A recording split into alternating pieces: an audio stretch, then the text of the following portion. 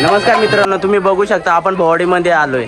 तर दादा हे वाद्य कशा पद्धतीने वाजवतात आणि ही कला तरुण पिढीक देण्याचे काम हे दादांनी केलेले आहे. तर तुम्ही बघू शकता ही नवीन पिढी ही कला अवगत आहे. नमस्ते मित्रांनो, आज आपण आलोय भोवाडी या ठिकाणी. तर भोवाडी या ठिकाणी आल्यानंतर हे समोर तुम्ही बघू शकता दादांच्या हळदी आहेत. तर या हळदीमध्ये आल्यानंतर आम्हाला एक संबळ कसं वाजताय हे आपल्याला माहिती सविस्तर आपल्याला दादा देत आहेत.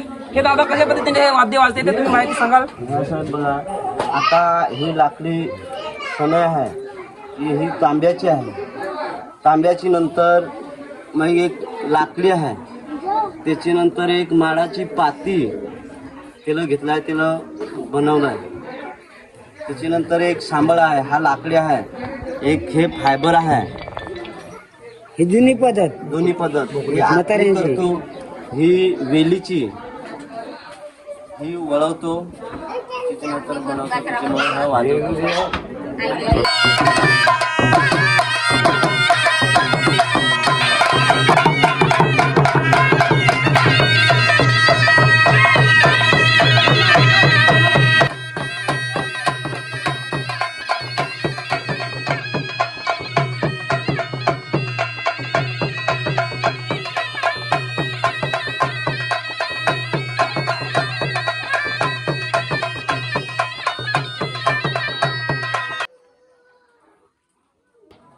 दादांनी माहिती दिलेलीच आहे. तर थोडीशी मी माहिती याच्यामध्ये ऍड करतोय की हे एक तांब्याचं धातू आहे. त्याच्यानंतर हे बांबूपासून बासरी तयार केलेली आहे आणि वरती माडाचं पात लावून तयार केलेलं आहे.